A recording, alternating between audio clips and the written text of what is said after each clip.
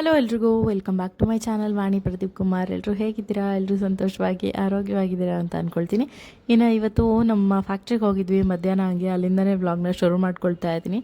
ತುಂಬ ದಿನಗಳೇ ಆಗೋಯ್ತು, ನಾನು ಒಂದು 10-15 ಡೇಸ್ ಆಯಿತು ಅಂತ ಅನಿಸುತ್ತೆ ಆ ಕಡೆಗೆ ಹೋಗಿರಲಿಲ್ಲ. ಇನ್ನು ನನ್ನ ಹಸ್ಬೆಂಡ್ ಕೂಡ ಫ್ಯಾಕ್ಟ್ರಿಲೇ ಇದ್ದೀನಿ ಅಂತ ಹೇಳಿದ್ರು. ಸರಿ ಮಕ್ಕಳು ಕರ್ಕೊಂಡು ಹೋಗ್ಬಿಟ್ಟು ಬರೋಣ ಅಂತ ಹೇಳ್ಬಿಟ್ಟು ಹೋಗಿದ್ದು. ಅವ್ರು ನಮ್ಮ ಸಣ್ಣವನಿಗೆ ಏನಂದರೆ ಹೊರಗಡೆ ಎಲ್ಲಾದರೂ ಕರ್ಕೊಂಡು ಬಂದುಬಿಟ್ರೆ ಗೊತ್ತಾ, ಈ ಸ್ವಲ್ಪನೂ ಶಬ್ದನೇ ಬರಲ್ಲ. ಅವನು ಅಷ್ಟು ಸೈಲೆಂಟಾಗಿ ನೋಡೋದು, ಆಟ ಆಡೋದು ಆ ಥರ ಮಾಡ್ತಾ ಇರ್ತಾನೆ. ಸೊ ಅಲ್ಲೊಂದು ನನಗೆ ಮಣೆ ಬೇಕಾಗಿತ್ತು, ಅಂದರೆ ಚಪಾತಿ ಉದ್ದೋದಕ್ಕೆ ಅಂತ ಹೇಳ್ಬಿಟ್ಟು ಒಂದು ಮಣೆ ಥರ ಕೇಳಿದೆ. ಸರಿ ಈ ಥರ ಪ್ರೆಸ್ಸಿಂಗ್ ಮಷಿನ್ ಇದೆ ನೋಡೋದು, ಟ್ರೈ ಮಾಡು ಬಂದರೆ ಒಂದ್ಸಲ ಅಂತ ಹೇಳಿದರು. ಸರಿ ಅದನ್ನು ನೋಡಿಕೊಂಡು ಅದಕ್ಕೆ ಸ್ವಲ್ಪ ಲ್ಯಾಮಿನೇಟ್ ಎಲ್ಲ ಏನೂ ಇರಲಿಲ್ಲ ಸೈಡಿಗೆ, ಅಂದರೆ ಎಡ್ಜ್ ಬ್ಯಾಂಡಿಂಗ್ ಇರಲಿಲ್ಲ. ಅದನ್ನು ಹಾಕ್ಸ್ಕೊಂಡು ರೆಡಿ ಮಾಡಿಸ್ಕೊಂಡು ತೊಗೊಂಡು ಬಂದರೆ ಆಯಿತು ಅಂತ ಹೇಳ್ಬಿಟ್ಟು ಅದನ್ನು ರೆಡಿ ಮಾಡಿಸ್ತಾ ಇದ್ದೀನಿ. ಯಾಕೆ ನಮ್ಮ ಫ್ಯಾಕ್ಟ್ರಿ ಎಂಪ್ಲಾಯೀಸ್ ಎಲ್ಲರೂ ಲೀವಲ್ಲಿದ್ದಾರೆ, ಎಲ್ಲರೂ ಅವ್ರ ಊರಿಗೆ ಹೋಗ್ಬಿಟ್ಟಿದ್ದಾರೆ. ಹಾಗಾಗಿ ನನ್ನ ಹಸ್ಬೆಂಡ್ಗೆ ಸ್ವಲ್ಪ ಕೆಲ್ಸದ ಪ್ರೆಷರ್ ಜಾಸ್ತಿ ಆಗೋಗ್ಬಿಟ್ಟಿದೆ. ಫ್ಯಾಕ್ಟ್ರಿ ನೋಡ್ಕೋಬೇಕು, ಸೈಟಲ್ಲೂ ನೋಡ್ಕೊಳ್ಬೇಕು, ಈ ಥರ ಆಗೋಗ್ಬಿಟ್ಟಿದೆ ಅವ್ರದ್ದು. ಬೆಳಗ್ಗೆ ಒಂದು 7 ಗಂಟೆಗೆ ಹೋದರೆ ಸಂಜೆ ಈವ್ನಿಂಗ್ ಒಂದು ರಾತ್ರಿ 10 ಗಂಟೆ 10:30 ಅನ್ನೋಷ್ಟರೊಳಗೆ ಮನೆಗೆ ಸೇರ್ತಾರೆ. ಸೊ ಎಲ್ಲ ಮ್ಯಾನೇಜ್ ಮಾಡೋದು ಸಿಕ್ಕಾಪಟ್ಟೆ ಕಷ್ಟ ಅಲ್ಲ. ಅಲ್ಲೊಂದು ಸ್ವಲ್ಪ ಹೊತ್ತಿತ್ತು, ಅಲ್ಲಿಂದ ಮನೆಗೆ ವಾಪಸ್ ಬಂದ್ವಿ. ನೋಡಿ ನಮ್ಮ ಸಣ್ಣವನಿಗೆ ಎಷ್ಟು ಖುಷಿ ಗೊತ್ತಾ, ಹೊರಗಡೆ ಬಂದುಬಿಟ್ರೆ ಎಷ್ಟು ಸ್ವಲ್ಪನೂ ಸದ್ದು ಮಾಡದೆ ಕೂತ್ಕೊಂಡಿದ್ದಾನೆ. ನೋಡಿ ಎಷ್ಟು ದೂರನಾದರೂ ಕರ್ಕೊಂಡೋಗಿ ಹಿಂಗೆ ಬರ್ತಾನೋ ಅವನು. ಖುಷಿ ಆದರೂ ಅಷ್ಟೇನೆ, ಚಿಕ್ಕವನಿರುವಾಗ ಅವನು ಸದ್ದು ಮಾಡ್ತಿರ್ಲಿಲ್ಲ. ಎಲ್ಲಾದರೂ ಹೊರಗಡೆ ಹೋದರೆ ಅವನು ಇವನ ಥರನೇ ಸೈಲೆಂಟಾಗಿರ್ತಾ ಇದ್ದ. ಫ್ಯಾಕ್ಟ್ರಿಯಿಂದ ಮನೆಗೆ ಬಂದಿದ್ದೇನೆ ಕಸ ಎಲ್ಲ ಹರಡೋಗ್ಬಿಟ್ಟಿತ್ತು. ಅಂದರೆ ನಮ್ಮ ಖುಷಿ ಬಾಟಲ್ ಅಲ್ಲಿ ಇಲ್ಲಿ ಏನೇನು ಬೇಕಂದರೆ ಅಲ್ಲಿ ಇಲ್ಲಿ ಹಾಕ್ಬಿಟ್ಟಿದ್ದ. ಕಸನೆಲ್ಲ ಗುಡಿಸಿ ಸಂಜೆ ಬೇರೆ ಆಯ್ತಲ್ವ, ದೀಪ ಬೇರೆ ಹಚ್ಚಬೇಕಿತ್ತು. ಇನ್ನು ಮನೆ ನೋಡ್ತಾ ಇದ್ದೆ, ನೋಡೋಣ ಟ್ರೈ ಮಾಡೋಣ ಬಂದರೆ ಅಂತ ಹೇಳ್ಬಿಟ್ಟು ಸರಿ ಅದನ್ನ ಎತ್ತಿಟ್ಬಿಟ್ಟು ಈ ಥರ ಮಾಡಿದ್ದಾರೆ ನೋಡಿ. ನನ್ನ ಸೈಡ್ಗೆಲ್ಲ ಲ್ಯಾಮಿನೇಟ್ ಮಾಡಿಸ್ಕೊಂಡು ಹ್ಯಾಂಡಲ್ನೂ ಹಾಕ್ಸ್ಕೊಂಡು ಬಂದೆ. ಅದು ಲ್ಯಾಮಿನೇಟಲ್ಲೇ ಹಾಕಿದ್ದಾರೆ ಹ್ಯಾಂಡಲ್ಲು. ಇನ್ನು ಸ್ವಲ್ಪ ತಲೆಗೆಲ್ಲ ಎಣ್ಣೆ ಹಚ್ಕೊಳ್ಬೇಕಾಗಿತ್ತು. ಒಂದು 2 ಡೇಸ್ ಆಯಿತು ನನ್ನ ತಲೆಗೆ ಎಣ್ಣೆನೇ ಅಪ್ಲೈ ಮಾಡಿರಲಿಲ್ಲ. ನಂಗೆ ತಲೆಗೆ ಎಣ್ಣೆ ಅಪ್ಲೈ ಮಾಡಿಲ್ಲ ಅಂತ ಹೇಳಿದ್ರೆ ಹೆಡ್ಡೇಕ್ ಥರ ಶುರು ಆಗಿಬಿಡುತ್ತೆ. ಅಟ್ಲೀಸ್ಟ್ ಇರಬೇಕು ನನಗೆ. ಸೊ ಅವನಿಗೆ ಒಂದು ಕ್ಯಾರೆಟ್ ಕಟ್ ಮಾಡಿದ್ದೀನಿ ಆ್ಯಸ್ ಯೂಶ್ವಲ್. ಕ್ಯಾರೆಟ್ ಕೊಟ್ಟರೆ ಆರಾಮಾಗಿ ಅದನ್ನು ತಿನ್ಕೊಂಡು ಇರ್ತಾನೆ, ಅಂದರೆ ಚೀಪ್ಕೊಂಡು ಇರ್ತಾನೆ. ಸ್ವಲ್ಪ ಹೊತ್ತು ಒಂದು 10 ನಿಮಿಷ ಆದ್ರೂ ಅದ್ರ ಜೊತೆ ಆಟ ಆಡ್ತಾನೆ, ಆ ಥರ ಇರುತ್ತೆ. ಇನ್ನು ಇವತ್ತಿನ ಬ್ಲಾಗಲ್ಲಿ ಸುಮಾರಷ್ಟು ಜನ ನನ್ನ ಯೂಟ್ಯೂಬ್ ಪೇಮೆಂಟ್ ಬಗ್ಗೆ ಕೇಳ್ತಾ ಇದ್ರಿ, ಹಾಗೆ ನಿಮ್ಮ ಯೂಟ್ಯೂಬ್ ಜರ್ನಿ ಬಗ್ಗೆ ಹೇಳಿ ಅಂತ ಹೇಳ್ತಾ ಇದ್ರಿ. ನಿಮ್ಮ ಅರ್ನಿಂಗ್ಸ್ ಎಷ್ಟಾಗತ್ತೆ, ಎಷ್ಟು ಬರುತ್ತೆ ಅಂತ ಹೇಳಿದರೆ ನಮಗೂ ಹೆಲ್ಪ್ ಆಗತ್ತಕ್ಕ ಅಂತ ಹೇಳ್ತಾ ಇದ್ರಿ. ಸೊ ಇವತ್ತಿನ ವ್ಲಾಗಲ್ಲಿ ನಾನು ಯಾಕೆ ಶೇರ್ ಮಾಡ್ಕೊಳ್ಬಾರ್ದು ಇದ್ರ ಬಗ್ಗೆ, ಸುಮಾರಷ್ಟು ಜನ ಹೆಣ್ಮಕ್ಳಿಗೂ ಇದು ಹೆಲ್ಪ್ ಆಗುತ್ತೆ ಅಂತ ಅಂದ್ಕೊಂಡು ಇವತ್ತಿನ ವ್ಲಾಗಲ್ಲಿ ನನ್ನ ಯೂಟ್ಯೂಬ್ ಪೇಮೆಂಟ್ ಹಾಗೆ ನನ್ನ ಯೂಟ್ಯೂಬ್ ಜರ್ನಿ ಬಗ್ಗೆ ನಿಮ್ಮ ಜೊತೆ ಹಂಚ್ಕೊಳ್ಳೋಣ ಅಂತ ಅಂದ್ಕೊಳ್ತಿದ್ದೀನಿ. ಇನ್ನು ಮೊದಲು ಸ್ವಲ್ಪ ತಲೆಗೆಲ್ಲ ಎಣ್ಣೆನ ಅಪ್ಲೈ ಮಾಡ್ಕೊಂಡು ಬಿಡೋಣ. ನಾಳೆ ಹೆಂಗಿದ್ರು ಶನಿವಾರ ತಲೆ ಸ್ನಾನ ಮಾಡೋದಕ್ಕೆ ಬರುತ್ತೆ. ಒಂದು 2 ದಿವಸ ಆಯಿತು ತಲೆಗೆ ಎಣ್ಣೆ ಹಾಕಿರಲಿಲ್ಲ. ನಾನು ಸ್ವಲ್ಪ ಡ್ರೈ ಸ್ಕ್ಯಾಲ್ಪ್ ಆಗಿರೋದ್ರಿಂದ ತುಂಬ ಬೇಗ ಡ್ರೈ ಆಗಿಬಿಡುತ್ತೆ ಕೂದಲೆಲ್ಲ. ಸೊ ಹಂಗಾಗಿ ಚೆನ್ನಾಗಿ ತಲೆಗೆಲ್ಲ ಎಣ್ಣೆ ಅಪ್ಲೈ ಮಾಡಿ ಮಸಾಜರಿಂದ ಮಸಾಜ್ ಮಾಡಿದ್ರೆ ಸ್ವಲ್ಪ ಚೆನ್ನಾಗಿರುತ್ತೆ ಕೂದಲು ಅಂತ ಹೇಳ್ಬಿಟ್ಟು. ಮುಂಚೆ ಕಂಪೇರ್ ಮಾಡಿದ್ರೆ ಇವಾಗ ತುಂಬ ಹೇರ್ ಫಾಲ್ ನನಗೆ ಕಡಿಮೆ ಆಗಿದೆ. ಪಾಪು ಒಂದು 2 ಮಂತ್ಸ್ 3 ಮಂತ್ಸ್ ಇದ್ದಾಗಂತೂ ತುಂಬ ಜಾಸ್ತಿ ಹೇರ್ ಫಾಲ್ ಆಯಿತು. ಆವಾಗ ಹೇರ್ ಕೇರು ಮಾಡ್ತಾ ಇರಲಿಲ್ಲ, ಹಾಗಾಗಿ ಸಿಕ್ಕಾಪಟ್ಟೆ ಹೇರ್ ಫಾಲ್ ಆಗ್ತಾಯಿತ್ತು. ಆಮೇಲೆ ಕೂದಲೆಲ್ಲ ನನಗೆ ಒಂಥರ ಬ್ಲ್ಯಾಡ್ ಅನ್ನೋ ಥರ ಕಾಣಿಸ್ತಾ ಇತ್ತು, ಸಿಕ್ಕಾಪಟ್ಟೆ ತಲೆ ಎಲ್ಲ ಕಾಣಿಸೋದಕ್ಕೆ ಶುರು ಆಗಿಬಿಟ್ಟಿತ್ತು. ಈಗ ಸ್ವಲ್ಪ ಬೆಟರ್, ಪರವಾಗಿಲ್ಲ. ಹೇರ್ ಕಟ್ ಮಾಡಿಸ್ಬೇಕು ಅಂತ ಅಂದ್ಕೊಂಡೆ, ಅಮ್ಮಂಗೆ ಹೇಳಿದೆ, ಅಮ್ಮ ಸ್ವಲ್ಪ ಹೇರ್ ಕಟ್ ಮಾಡಿಸ್ಬೇಕು ಅಂತೇಳ್ಬಿಟ್ಟು. ಅಮ್ಮ ಹಿಂಗೆ ಉದ್ದ ಕೂದಲು ಚೆನ್ನಾಗಿ ಕಾಣಿಸುತ್ತೆ, ಇರಲಿ ಬಿಡಮ್ಮ ಇನ್ನು ಸ್ವಲ್ಪ ದಿವಸ ಬಿಟ್ಟು ಸ್ವಲ್ಪ ತುದಿ ಏನಾದರೂ ಕಟ್ ಮಾಡಿಸ್ಕೊಳ್ಳುವಂತೆ. ಹೇರ್ ಕಟ್ ಮಾಡಿಸಿ ಅದು ಏರೆಲ್ಲ ಸಣ್ಣಗಾಗಿ ಹೋಗ್ಬಿಟ್ಟಿದೆ. ನಾವು ಚಿಕ್ಕವರಿರುವಾಗ ತುಂಬ ಚೆನ್ನಾಗಿತ್ತು ಕೂದಲೆಲ್ಲ, ನಾನು ಅಮ್ಮ ಕೇರ್ ಮಾಡುವಾಗ. ನಾವು ಯಾವಾಗ ಕೇರ್ ಮಾಡೋದಕ್ಕೆ ಶುರು ಮಾಡಿದ್ವಿ ನೋಡಿ, ಅಲ್ಲಿಂದ ಉದುರೋಗೋದಕ್ಕೆ ಶುರುವಾಯಿತು. ಕಾಲೇಜ್ ಡೇಸಲ್ಲಿ ಸ್ವಲ್ಪ ಹಾಸ್ಟೆಲಲ್ಲಿದ್ದಾಗೆಲ್ಲನೂ. ಸೊ ಆವಾಗಲೇ ಸಿಕ್ಕಾಪಟ್ಟೆ ಉದುರೋಯ್ತು. ಮಗು ಆದಮೇಲಂತೂ ಕೇಳಂಗೆ ಇಲ್ಲ, ಅಷ್ಟು ಉದುರೋಯ್ತು. ಇವಾಗ ಮುಖ ತೊಳೆಯೋಕ್ಕೂ ಬಿಡ್ತಾ ಇರಲಿಲ್ಲ, ಕೂಗ್ತಾ ಇದ್ದ, ಒಳಗಡೆ ಹೋಗ್ಬಿಟ್ಲಲ್ಲ ಅಮ್ಮ ಅಂತ ಹೇಳ್ಬಿಟ್ಟು. ಸರಿ ಅವ್ನು ಬಂದು ಎತ್ಕೊಂಡು ಮುಖ ಒರೆಸ್ಕೊಂಡು ಕೂತ್ಕೊಂಡು ಒಂದು 5 ನಿಮಿಷ ಮತ್ತೆ ಕೂರಿಸ್ಕೊಂಡೆ. ಅದಾದಮೇಲೆ ಸಮಾಧಾನ ಆದ. ಇನ್ನು ಸಂಜೆ ಬೇರೆ ಆಗೈತಲ್ವ, ಬೇಗ ದೀಪ ಹಚ್ಬಿಡೋಣ, ಅದಾದಮೇಲೆ ಆರಾಮಾಗಿ ಅಡುಗೆ ಕೆಲಸ ಮಾಡ್ಕೊಳ್ಬೋದು. ಖುಷಿ ಬಂದಲ್ಲ ಫ್ಯಾಕ್ಟ್ರಿಯಿಂದ ಬಂದಮೇಲೆ ಸ್ವಲ್ಪ ಹೊತ್ತು ರೆಸ್ಟ್ ಮಾಡಿ ಅದಾದಮೇಲೆ ಅನುಷಕ್ಕ ಮನೆಗೆ ಹೋದ. ಕೆಳಗಡೆ ಮಕ್ಕಳು ಇರ್ತಾರೆ, ಅವನಿಗೂ ಕೂಡ ಇಷ್ಟ ಆಗುತ್ತೆ ಮಕ್ಕಳಿದ್ರೆ ಅವ್ರ ಜೊತೆ ಆಟ ಆಡೋದಕ್ಕೆ ಅಂತ ಹೇಳ್ಬಿಟ್ಟು. ಈ ಕರೆಂಟಾಗಿ ಅವ್ರಿಗೆ ಎಕ್ಸಾಮ್ ನಡೀತಾ ಇದೆ, ಆದ್ರೂ ಸ್ವಲ್ಪ ಹೊತ್ತು ಆಟ ಆಡಿಸ್ತಾರೆ. ಎಲ್ಲನೂ ಅವ್ರಿಗೂ ಬೋರ್ ಆಗ್ತಾ ಇರುತ್ತೆ. ಅವನೇನು ಡಿಸ್ಟರ್ಬ್ ಮಾಡಲ್ಲ, ಆರಾಮಾಗಿ ಸ್ವಲ್ಪ ಟಿ ವಿ ನೋಡ್ತಾನೆ, ಅಕ್ಕನ ಜೊತೆ ಮಾತಾಡ್ತಾನೆ, ಆಂಟಿ ಅಂತ ಹೇಳ್ಬಿಟ್ಟು. ಸೊ ಹಂಗಾಗಿ ಅವನೇನು ಡಿಸ್ಟರ್ಬ್ ಮಾಡಲ್ಲ, ಬಿಡಿವಾಣಿ ಇರ್ತಾನೆ ಅಂತ ಹೇಳ್ತಾ ಇದ್ರು. ಸ್ವಲ್ಪ ಹೊತ್ತು ಇದ್ಬಿಟ್ಟು ಆಮೇಲೆ ಬಾರಪ್ಪ ಅಂತ ಹೇಳ್ಬಿಟ್ಟು ಬಂದೆ. ಮೊದಲು ನನ್ನ ಯೂಟ್ಯೂಬ್ ಪೇಮೆಂಟ್ ಬಗ್ಗೆ ಮಾತಾಡೋದಕ್ಕಿಂತ ಮೊದಲು ನನ್ನ ಯೂಟ್ಯೂಬ್ ಜರ್ನಿ ಬಗ್ಗೆ ಮಾತಾಡೋದಕ್ಕೆ ಇಷ್ಟಪಡ್ತೀನಿ. ಸೊ ನಾನು ಆಲ್ಮೋಸ್ಟ್ 2017-18 ಅಂದ್ಕೊಳ್ತಾ ಇದ್ದೆ, ನಾನು ಅವಾಗ ಕಾಲೇಜಲ್ಲಿದ್ದೆ. ನಾನು ಈ ಥರ ವ್ಲಾಗ್ಸ್ ಯಾಕೆ ಮಾಡಬಾರ್ದು, ನಾನೇ ಸುಮಾರು ಸುಮಾರಷ್ಟು ಜನದ ವ್ಲಾಗ್ಸ್ ಎಲ್ಲ ನೋಡ್ತಾ ಇದ್ದೆ. ಸೊ ಎಷ್ಟೊಳ್ಳೆ ಮೆಮೊರೀಸ್ ಕಲೆಕ್ಟ್ ಮಾಡಿರ್ತಾರೆ, ಎಷ್ಟೊಳ್ಳೆ ಚೆನ್ನಾಗಿ ಅವರು ವ್ಲಾಗ್ಸ್ ಎಲ್ಲ ಕ್ರಿಯೇಟ್ ಮಾಡ್ತಾರೆ. ನಾನು ಯಾಕೆ ಈ ಥರ ಎಲ್ಲ ಮಾಡಬಾರ್ದು ಅಂತ ಹೇಳ್ಬಿಟ್ಟು ಆವಾಗಿಂದನೂ ಥಾಟ್ ಇತ್ತು. ಸರಿ ಮದುವೆ ಆದಮೇಲೆ ಮಾಡೋಣ, ಎಲ್ಲ ಫ್ಯಾಮಿಲಿ ಇರ್ತೀವಿ ಅಂತ ಹೇಳ್ಬಿಟ್ಟು ಅಂದ್ಕೊಂಡು ನಾನು ಸುಮ್ಮನಾಗಿದೆ. ಆಫ್ಟರ್ 2020 ಮದುವೆ ಆಯಿತು. ಅದಾದಮೇಲೆ ಕೋವಿಡ್ಡು. ಸರಿ ಆವಾಗಾದರೂ ಶುರು ಮಾಡೋಣ ಅಂತ ಅಂದ್ಕೊಂಡೆ. ಈ ಥಾಟ್ ಅಂತೂ ಇದೇ ಇತ್ತು ನನಗೆ, ಇದನ್ನು ಮಾಡಬೇಕು ಅಂತ ಹೇಳ್ಬಿಟ್ಟು. ಸೊ ಮದುವೆನೂ ಆಯಿತು, ಮಗುನೂ ಆದ. ಖುಷಿ ಹುಟ್ಟಿದಾದಮೇಲೆ 1 ವರ್ಷ ಏನೋ ಆಯಿತು, 1.5 ವರ್ಷ ಆದಮೇಲೆ ಅದಾದಮೇಲೆ ಶುರು ಮಾಡಿಕೊಂಡೆ ಚಿಕ್ಕದಾಗಿ ಒಂದು ಮಾಡೋಣ, ಟ್ರೈ ಮಾಡೋಣ, ಯಾಕೆ ನಾನು ಟ್ರೈ ಮಾಡಬಾರ್ದು ಅಂತ ಹೇಳ್ಬಿಟ್ಟು. ಸೊ ಆವಾಗ ನನ್ನ ಹತ್ರ ಒಂದು ಫೋನ್ ಇತ್ತು, S29 ಸ್ಯಾಮ್ಸಂಗ್ದೇ. ಆವಾಗ ಸಿಕ್ಕಾಪಟ್ಟೆ ಕಾಸ್ಟ್ಲಿ ಇತ್ತು, ಅದು ಒಂದು 75,000 ಏನೋ ಇತ್ತು. ಬಟ್ ನನ್ನ ಹಸ್ಬೆಂಡ್ ಹತ್ರ ಇತ್ತು. ಅದು ಸ್ವಲ್ಪ ಎಡ್ಜ್ ಹೊಡೆದು ಹಾಕ್ಕೊಂಡ್ಬಿಟ್ಟಿದ್ರು. ನೀವು S9 ಅಂದರೆ ಗೊತ್ತಿರುತ್ತೆ, ಸಿಕ್ಕಾಪಟ್ಟೆ ಅದು ಎಡ್ಜ್ ಫೋನು. ಅದು ಹೆಂಗೆ ಅಂತ ಹೇಳಿದ್ರೆ ಕಾಲ್ ಮಾಡ್ಬೋದಿತ್ತು, ಮೆಸೇಜ್ ಮಾಡ್ಬೋದು, ಯೂಟ್ಯೂಬಲ್ಲಿ ವಿಡಿಯೋಸ್ ಎಲ್ಲ ನೋಡ್ಬೋದಿತ್ತು. ಬಟ್ ಅದರಲ್ಲಿ ಏನು ವಿಡಿಯೋ ಕ್ಯಾಪ್ಚರ್ ಮಾಡ್ಬೋದಿತ್ತು, ಎಡಿಟಿಂಗ್ ಮಾಡೋದಕ್ಕೆಲ್ಲ ಸಿಕ್ಕಾಪಟ್ಟೆ ಕಷ್ಟ ಆಗೋದು. ಮೊದಲು ಟ್ರೈ ಮಾಡೋಣ ಅಂತ ಹೇಳ್ಬಿಟ್ಟು ವ್ಲಾಗ್ ಏನೋ ಶೂಟ್ ಮಾಡ್ಕೊಳ್ತಾ ಇದ್ದೆ. ಅದಾದಮೇಲೆ ನನಗೆ ಎಡಿಟಿಂಗ್ ಹಿಂದೆ ಬರ್ತಾ ಇದ್ದಿದ್ದು ಕೆಲಸ ಒಂದು ಲೆಕ್ಕಕ್ಕೆ. ಒಂದು ಸ್ವಲ್ಪ ಹೊತ್ತು ಹೆಂಗೋ 1 ಅವರ್ 2 ಅವರ್ ನೋಡಿಬಿಟ್ಟು ಕಲ್ತ್ಕೊಂಡು ಎಡಿಟಿಂಗ್ ಏನೋ ಮಾಡ್ತಾ ಇದ್ದೆ. ಬಟ್ ವಾಯ್ಸ್ ಓವರ್ ಕೊಡೋದಿದೆಯಲ್ಲ, ನನಗಂತೂ ಇದು ಸಿಕ್ಕಾಪಟ್ಟೆ ಹೆಕ್ಟಿಕ್ ಕೆಲಸ ಗೊತ್ತಾ. ಮೊದಲನೇ ವಿಡಿಯೋ ಮಾಡೋದಕ್ಕೆ ನಾನು ಆಲ್ಮೋಸ್ಟ್ 2 ದಿನ ತೊಗೊಂಡಿದ್ದೀನಿ ಗೊತ್ತಾ, ವಾಯ್ಸ್ ಓವರ್ ಕೊಡೋದಕ್ಕೆ. ಅಷ್ಟು ಕಷ್ಟ ಆಗಿಬಿಟ್ಟಿತ್ತು ನನಗೆ. ಇಷ್ಟು ಕಷ್ಟನ ವಾಯ್ಸ್ ಓವರ್ ಕೊಡೋದು ಅಂತ ಅನ್ನಿಸ್ತಾ ಇತ್ತು. ಸುಮಾರು ಸತಿ ನನ್ನ ಫ್ರೆಂಡು ಹೇಳ್ತಾನೆ ಇರ್ತಾಳೆ, ನಿನ್ನ ಮೊದಲನೇ ವೀಡಿಯೋಸ್ ಯಾವುದಾದ್ರೂ ನೋಡಿದ್ರೆ ಯಾವಾಗಾದರೂ ಬರ್ತಾ ಇರುತ್ತೆ ವಾಣಿ ಫೀಡ್ಸಲ್ಲಿ, ಸಿಕ್ಕಾಪಟ್ಟೆ ನಗು ಬರುತ್ತೆ ಅದನ್ನೆಲ್ಲ ನೋಡಿದ್ರೆ, ನೀನು ವಾಯ್ಸ್ ಓವರ್ ಕೊಟ್ಟಿರೋದು ನೋಡಿದ್ರೆ ಅಂತ ಹೇಳ್ಬಿಟ್ಟು. ಸುಮಾರಷ್ಟು ಜನ ನನ್ನ ಮುಂಚೆಯಿಂದ ಫಾಲೋ ಮಾಡಿದ್ದೀರಾ, ನನ್ನ ಬಗ್ಗೆ ನಾನು ನೋಡ್ತಾ ಬಂದಿದ್ದೀರಾ ಅಂದರೆ ಗೊತ್ತೇ ಇರುತ್ತೆ ನಾನು ಯಾವ ಥರ ವಾಯ್ಸ್ ಇತ್ತು ಆವಾಗ ಅಂತ ಹೇಳ್ಬಿಟ್ಟು. ನಿಜವಾಗ್ಲೂ ನನಗೆ ಯಾವಾಗಲಾದರೂ ಕೇಳಿಸ್ಕೊಂಡ್ರೆ ನಗು ಬರುತ್ತೆ, ಏನಿದು ಒಳ್ಳೆ ಚಿಕ್ಕ ಮಕ್ಳ ಥರ ಮಾತಾಡಿದ್ದೀನಲ್ಲ ಅಂತ ಹೇಳ್ಬಿಟ್ಟು. ಯೂಟ್ಯೂಬ್ ಏನೋ ಶುರು ಮಾಡ್ಕೋಬೇಕು ಅಂತ ಅಂದ್ಕೊಂಡೆ. ಅದರಲ್ಲಿ ಕಲಿಯೋದಂತೂ ಇಷ್ಟಿರುತ್ತೆ ಅಂತ ನನಗೆ ನಿಜವಾಗ್ಲೂ ಗೊತ್ತಿರಲಿಲ್ಲ. ಸ್ಟಿಲ್ ಇವಾಗ್ಲೂ ನಾನು ಕಲಿತಾನೇ ಇದ್ದೀನಿ ಗೊತ್ತಾ, ಅಷ್ಟು ಕಲಿಯೋದಿದೆ ಇದರಲ್ಲೆಲ್ಲನೂ. ಸ್ಟಾರ್ಟಿಂಗಲ್ಲಿ ಯೂಟ್ಯೂಬ್ ಏನೋ ನಂಗೆ ಗೊತ್ತಿತ್ತು, ಅಕೌಂಟ್ ಎಲ್ಲ ಕ್ರಿಯೇಟ್ ಮಾಡಬೇಕು ಅಂತ ಹೇಳ್ಬಿಟ್ಟು. ಅದಾದಮೇಲೆ ಏನು ಮಾಡಬೇಕು ಅಂತ ಗೊತ್ತಿರಲಿಲ್ಲ. ಒಂದಿಷ್ಟು ಸರ್ಚ್ ಮಾಡಿ ಯೂಟ್ಯೂಬಲ್ಲೇ ಒಂದಿಷ್ಟು ಟ್ಯುಟೋರಿಯಲ್ಸ್ನೆಲ್ಲ ನೋಡಿಕೊಂಡು ಹಿಂಗಿರುತ್ತೆ ಅಂತ ಹೇಳ್ಬಿಟ್ಟು ನಾನು ಅದನ್ನು ನೋಡ್ತಾ ಎಲ್ಲ ಇನ್ಸ್ಟಾಲ್ ಮಾಡಿಕೊಂಡು YT ಸ್ಟುಡಿಯೋ ಆಗಿರ್ಬೋದು, ಅದರಲ್ಲಿ ಹೆಂಗೆಲ್ಲ ಲಾಗಿನ್ ಮಾಡ್ಕೊಳ್ಳೋದು ಅಂತಿರ್ಬೋದು, ಅದನ್ನೆಲ್ಲ ನೋಡಿಕೊಂಡು ಸರಿ ಇದಕ್ಕೆ ಏನೇನು ಕ್ರೈಟೀರಿಯಾಸ್ ಇರುತ್ತೆ ಅಂತ ಹೇಳ್ಬಿಟ್ಟು ನೋಡಿದೆ. ಸೊ ಅದರಲ್ಲಿ ಬಂದು ಒಂದು ಕ್ರೈಟೀರಿಯಾ ಆಯಿತು, 4,000 ಗಂಟೆ ಓಡಿರಬೇಕು ಲೆಂತಿ ವ್ಲಾಗ್ಸು. ಅದಾದಮೇಲೆ ನೆಕ್ಸ್ಟ್ ಇನ್ನೊಂದು ಕ್ರೈಟೀರಿಯಾ ಬಂದು ಶಾರ್ಟ್ಸ್ ಬರುತ್ತಲ್ವ, ಮಿನಿ ವ್ಲಾಗ್ಸ್ ಆಗ್ತೀವಲ್ವ, ಅದು ಆಲ್ಮೋಸ್ಟ್ 1 ಮಿಲಿಯನ್ ವ್ಯೂಸ್ ಆಗಿರಬೇಕು ಅಂತ ಹೇಳ್ಬಿಟ್ಟು. ನಾನು ವ್ಲಾಗ್ ಶುರು ಮಾಡಬೇಕು ಅಂದಾಗ ಈ ಮಿನಿ ವ್ಲಾಗ್ಸೇ ಸಿಕ್ಕಾಪಟ್ಟೆ ಟ್ರೆಂಡಿಂಗ್ ಆಗಿದ್ದು. ಆಮೇಲೆ ನನಗೂ ಕೂಡ ಟೈಮ್ ಸೇವಿಂಗ್ ಅಂತ ಅನ್ನಿಸ್ತು. ಚಿಕ್ಕ ಗ್ಯಾಪಲ್ಲಿ ನಾನು ಎಲ್ರಿಗೂ ಪರಿಚಯ ಆಗ್ಬೋದು ಅಂತ ಅನಿಸಿ ನಾನು ಮಿನಿ ವ್ಲಾಗ್ಸ್ನೇ ಶುರು ಮಾಡ್ಕೊಂಡಿದ್ದು. ಸೊ ನಾನು ಶುರು ಮಾಡ್ಕೊಂಡಿದ್ದಂತೂ ಸಿಕ್ಕಾಪಟ್ಟೆ ಒಂದು 30 ಮಿನಿ ವ್ಲಾಗ್ ಹಾಕೋದಕ್ಕೆ ಆಲ್ಮೋಸ್ಟ್ ಒಂದು 3 ತಿಂಗಳೇನೋ ತೊಗೊಂಡೆ. ಯಾವಾಗಲಾದರೂ ಸಮಯ ಸಿಕ್ಕಾಗ ಆಗ್ತಾಯಿದೆ, ಬಟ್ ಕನ್ಸಿಸ್ಟೆಂಟಾಗಿ ಕನ್ಸಿಸ್ಟೆನ್ಸಿ ಇರಲಿಲ್ಲ ನಂದು. ಹಾಗಾಗಿ ಸ್ವಲ್ಪ ಸಿಕ್ಕಾಪಟ್ಟೆ ಗ್ಯಾಪ್ ಆಯಿತು. ಅದಾದಮೇಲೆ ಸರಿ ಇದರಲ್ಲಿ ನಾನೇನೋ ಮಾಡ್ಬೋದು, ನಾನೇನೋ ಮಾಡ್ತೀನಿ ಅನ್ನೋ ನಂಬಿಕೆ ಬಂದಮೇಲೆ ನಾನು ಹೊಸ ಫೋನ್ ತೊಗೊಂಡೆ. ನೀವು ಸುಮಾರಷ್ಟು ಜನ ಕೇಳ್ತಾ ಇದ್ರಿ, ನಿಮ್ಮ ಮೊಬೈಲ್ ಯಾವುದು ಹೇಳಿ, ನಮಗೂ ಹೆಲ್ಪ್ ಆಗುತ್ತೆ ಅಂತ ಹೇಳ್ಬಿಟ್ಟು. ನನ್ನ ಹತ್ರ ಇರೋವಂಥ ಕರೆಂಟ್ ಮೊಬೈಲ್ ಬಂದು ಸ್ಯಾಮ್ಸಂಗ್ S24. ಈ ಮೊಬೈಲ್ ತೊಗೊಂಡ್ಮೇಲೆ ನನಗೆ ಸ್ವಲ್ಪ ಎಡಿಟಿಂಗ್ ಆಗಿರ್ಬೋದು, ವಾಯ್ಸ್ ಓವರ್ ಕೊಡೋದಕ್ಕಾಗಿರ್ಬೋದು, ಪ್ರತಿಯೊಂದಕ್ಕೂ ಹೆಲ್ಪ್ ಆಯಿತು. ಇದು ಬಂದಾದಮೇಲೆ ಸ್ವಲ್ಪ ಅಪ್ಗ್ರೇಡ್ ಆದೆ. ಹಾಗೆಯೇ ವೀಡಿಯೋಸ್ ಕೂಡ ಕನ್ಸಿಸ್ಟೆಂಟಾಗಿ ಅಪ್ಲೋಡ್ ಮಾಡೋದಕ್ಕೆ ಶುರು ಮಾಡಿದೆ. ಸರಿ ಇವಾಗೇನೋ ಯೂಟ್ಯೂಬೆಲ್ಲ ಶುರು ಮಾಡಿಕೊಂಡೆ, ಮಾನಿಟೈಸ್ ಮಾಡ್ಕೊಳ್ಬೇಕಲ್ವ. ಸೊ ಅದು ನನಗೆ ಬಂದಿದ್ದು ಆಲ್ಮೋಸ್ಟ್ 2 ಮಂತ್ಸಲ್ಲಿ ನಾನು ಮಾನಿಟೈಸ್ ಮಾಡಿಕೊಂಡೆ. ಮಾನಿಟೈಸ್ ಅಂದರೆ ಯೂಟ್ಯೂಬ್ ಕ್ರೈಟೀರಿಯಾ ಇರುತ್ತಲ್ಲ, ಮಾನಿಟೈಸ್ ಆಗೋದಕ್ಕೆ 1 ಮಿಲಿಯನ್ ವ್ಯೂಸ್ ಆಗಿರಬೇಕು ಅಂತ ಹೇಳ್ಬಿಟ್ಟು. ಶಾರ್ಟ್ಸಲ್ಲಿ ನಾನು ಒಂದು 2 ಮಂತ್ಸಲ್ಲಿ 1 ಮಿಲಿಯನ್ ವ್ಯೂಸ್ನ ಕಂಪ್ಲೀಟ್ ಮಾಡಿದೆ. ಸರಿ ಇನ್ನು ಮಾನಿಟೈಸ್ ಆಗೋದಕ್ಕೆ ವೆರಿಫಿಕೇಷನ್ ಕೇಳುತ್ತೆ. ಸೊ ಅದನ್ನು ನಾನು ಕಂಪ್ಲೀಟ್ ಮಾಡಬೇಕಿತ್ತು. ಸರಿ ಅದಕ್ಕೆಲ್ಲನೂ ರಿಜಿಸ್ಟರ್ ಮಾಡಿದೆ. ಅದರಲ್ಲಿ ಏನು ಮಾಡಿಬಿಟ್ಟಿದ್ದೀನಿ ಅಂದರೆ ನಾನು ಹಾಕಿರುವಂಥ ಪಿನ್ ಕೋಡ್ನ ಸ್ವಲ್ಪ ಚೇಂಜ್ ಮಾಡಿಬಿಟ್ಟಿದ್ದೀನಿ. ಅದು ಯಾಕೆ ಹಂಗೆ ಚೇಂಜ್ ಆಯಿತು ಅಂತ ಗೊತ್ತಿಲ್ಲ, ಚೇಂಜ್ ಆಗಿ ಹೋಗ್ಬಿಟ್ಟಿದೆ. ಸರಿ ಅವ್ರ ಕಡೆಯಿಂದ ನನಗೆ ಪೋಸ್ಟ್ ಬರುತ್ತೆ, ಗೂಗಲ್ ಆ್ಯಡ್ಸೆನ್ಸಿಂದ ನಮ್ಗೆ ಒಂದು ಪೋಸ್ಟ್ ಸಿಗುತ್ತೆ. ಆ ಪೋಸ್ಟ್ ನನಗೆ ಕೊನೆಗೂ ಸಿಗಲಿಲ್ಲ. 1 ಮಂತ್ ಅಲ್ಲ, 2 ಮಂತ್ಸ್ ಅಲ್ಲ, 3 ಮಂತ್ಸ್ ಕಾದೆ. ಕೊನೆಗೆ ಇನ್ನೇನು ನಾನು ಯೂಟ್ಯೂಬ್ ಲಾಕ್ ಆಗಿಬಿಡುತ್ತೇನಪ್ಪ ಅಂತ ಫೀಲ್ ಆಗ್ತಾಯಿತ್ತು ನನಗೆ. ಯಾಕೆಂದರೆ ಅಷ್ಟು ಅಟೆಂಪ್ಟ್ ಮಾಡಿಬಿಟ್ಟಿದ್ದೆ ನಾನು ಆಲ್ರೆಡಿ. ನನಗೆ ಲೆಟರ್ ಸಿಕ್ಕಿಲ್ಲ ಅಂತ ಹೇಳ್ಬಿಟ್ಟು.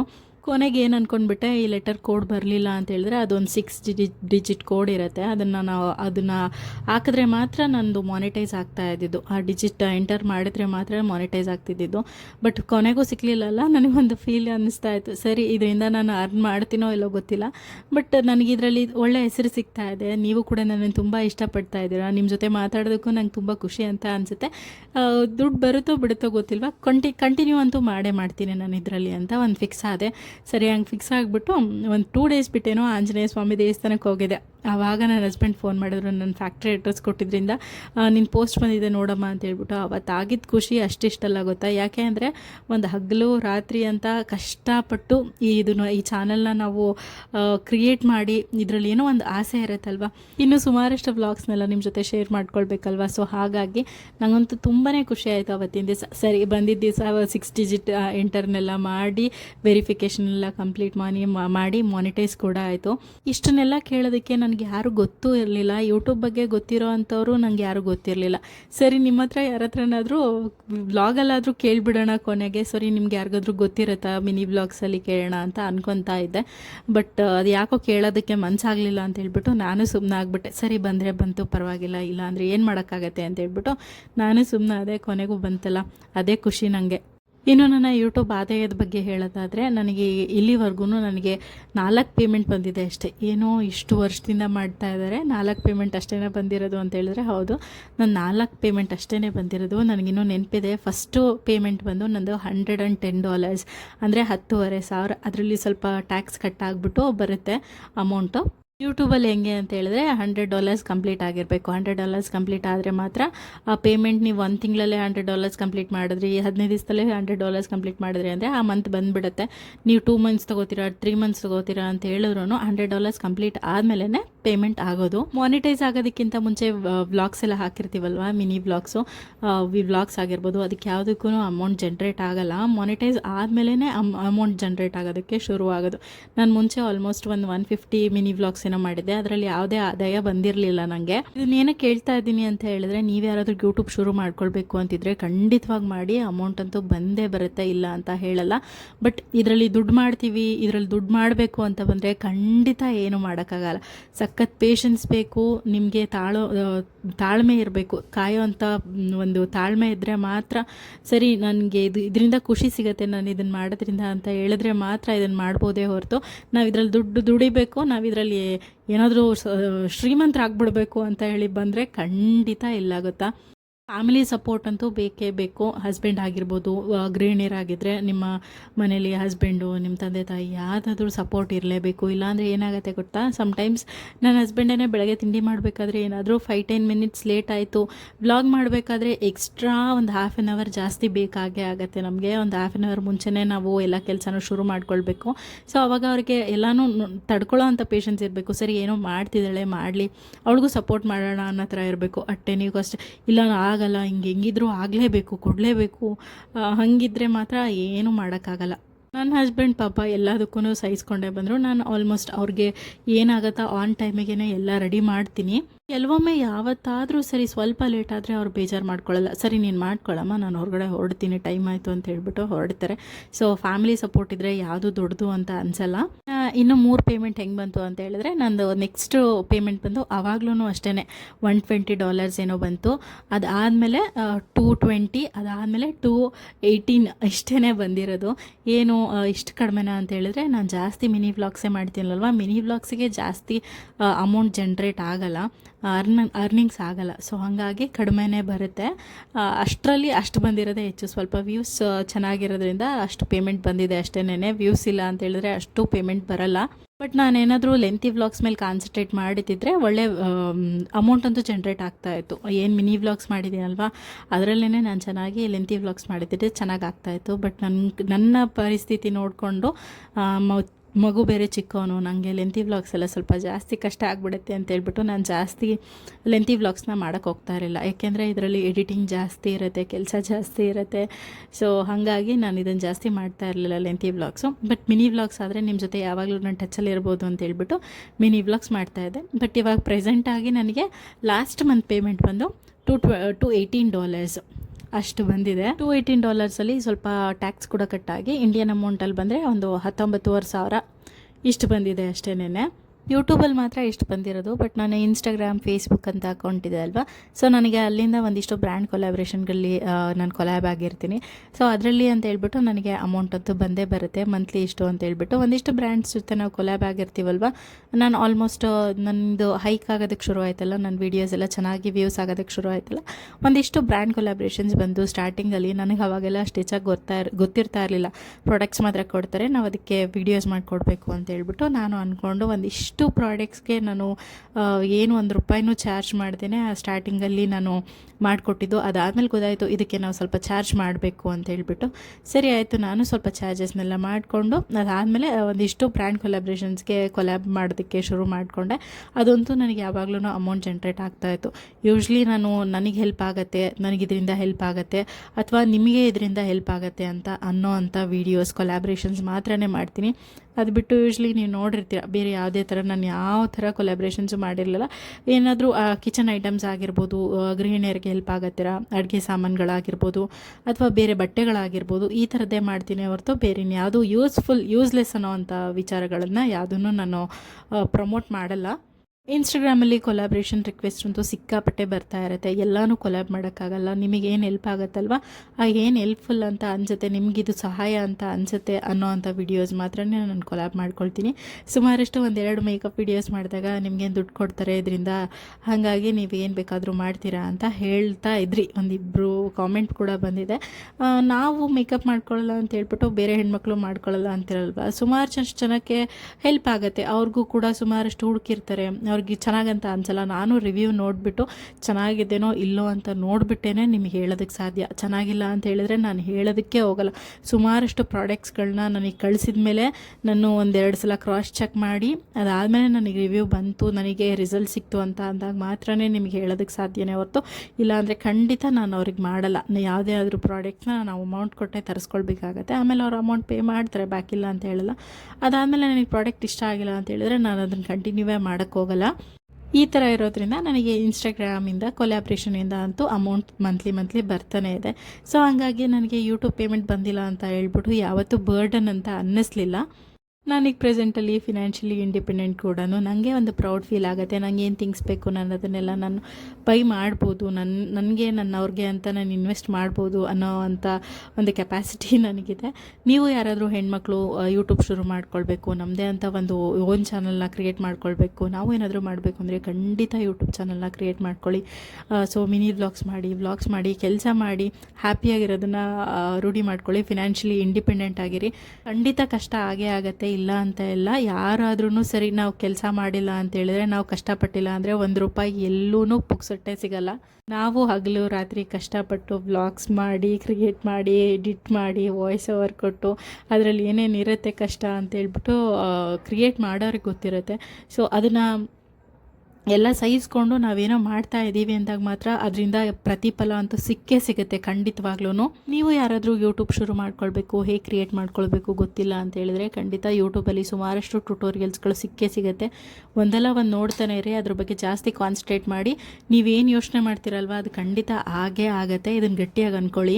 ಹಾಗೆ ನಿಮ್ಮೆಲ್ರಿಗೂ ಒಂದು ಥ್ಯಾಂಕ್ಸ್ ಹೇಳಲೇಬೇಕು ನಾನು. Thank you so much. ಯಾಕೆ ಅಂತ ಹೇಳಿದ್ರೆ ನೀವು ನನ್ನನ್ನು ಇಷ್ಟು ಮೋಟಿವೇಟ್ ಮಾಡಿಲ್ಲ, ಇಷ್ಟು ಕಾಮೆಂಟ್ಸ್ ಹಾಕಿಲ್ಲ, ಒಳ್ಳೊಳ್ಳೆ ಕಾಮೆಂಟ್ಸ್ಗಳು ಅಂತ ಹೇಳಿದರೆ ನಾನು ಇಲ್ಲಿವರೆಗೂ ಬರೋದಕ್ಕೆ ಸಾಧ್ಯನೇ ಇರ್ತಿಲ್ಲಲ್ಲ. ಇಷ್ಟು ಬೆಳೆಸಿರಲಿಲ್ಲ ನೀವು ಅಂತ ಹೇಳಿದ್ರೆ. ನಿಮ್ಮೆಲ್ಲರೂ ಪ್ರೀತಿ ನನ್ನನ್ನು ಇಷ್ಟು ಇಲ್ಲಿವರೆಗೂ ತೊಗೊಂಡು ಬಂದಿದೆ ಅಂತಲೇ ಹೇಳ್ಬೋದು. ನೀವ್ಯಾರು ಅಂತ ನಂಗೆ ಗೊತ್ತಿಲ್ಲ. ಸೊ ನನ್ನನ್ನು ಇಷ್ಟು ಚೆನ್ನಾಗಿ ಅರ್ಥ ಮಾಡಿಕೊಂಡು ನಿಮ್ಮ ವ್ಲಾಗ್ಸ್ ಚೆನ್ನಾಗಿ ಬರುತ್ತೆ, ನೀವು ಕುಕಿಂಗ್ ಚೆನ್ನಾಗಿ ಮಾಡ್ತೀರಾ, ನೀವು ತುಂಬ ಚೆನ್ನಾಗಿ ಮಾತಾಡ್ತೀರಾ. ಸೊ ಇದುವರೆಗೂ ನನಗೆ ಆಲ್ಮೋಸ್ಟ್ ಎಲ್ಲ ಪಾಸಿಟಿವ್ ಕಮೆಂಟ್ಸ್ಗಳನ್ನೇ ಹಾಕ್ತಾ ಇರ್ತೀರಾ. ನಿಮ್ಮ ಲೈಫ್ ಸ್ಟೈಲ್ ಇಷ್ಟ ಆಗುತ್ತೆ, ಸಿಂಪ್ಲಿಸಿಟಿ ಇಷ್ಟ ಆಗುತ್ತೆ ಅಂತ ಹೇಳ್ಬಿಟ್ಟು. ನಾನೇನು ಯಾವುದೇ ಥರ ನನ್ನ ವ್ಲಾಗ್ಸಲ್ಲಿ ಎಕ್ಸ್ಟ್ರಾ ಏನು ತೋರಿಸಲ್ಲ. ಸೊ ನನ್ನ ಲೈಫ್ ಸ್ಟೈಲ್ ಹೆಂಗಿರುತ್ತೋ ಅದನ್ನೇ ತೋರಿಸ್ತಾ ಇದ್ದೀನಿ. ಸೊ ಅದನ್ನೇ ಇಷ್ಟಪಟ್ಟು ಇಷ್ಟು ಮೆಚ್ಚುಗೆ ಪಟ್ಟಿರೋದಕ್ಕೆ ನನಗೆ ತುಂಬಾ ಖುಷಿ ಇದೆ. Thank you so much guys, ಇಷ್ಟು ಸಪೋರ್ಟ್ ಮಾಡ್ತಾ ಇರೋದಕ್ಕೆ. ನನಗೆ ಇನ್ನೂ ಅಡುಗೆನೆಲ್ಲ ರೆಡಿ ಮಾಡಿದ್ದಾಯಿತು. ನನ್ನ ಹಸ್ಬೆಂಡ್ ಬರೋವರೆಗೂ ವೆಯ್ಟ್ ಮಾಡ್ತೀವಿ. ಅವ್ರು ಬಂದಮೇಲೆ ಊಟ ಟೈಮ್ ಆಲ್ರೆಡಿ 10 ಆಗ್ತಾ ಬಂತು. ಸರಿ, ಅವರು ಬಂದರು. ಇನ್ನು ಹೊರಗಡೆ ಹೊರಗಡೆ ಹಾಸ್ಬಿಡ್ತೀನಿ. ಅಲ್ಲೇ ಕೂತ್ಕೊಂಡು ಊಟ ಮಾಡೋದಕ್ಕೆ ಬರುತ್ತೆ.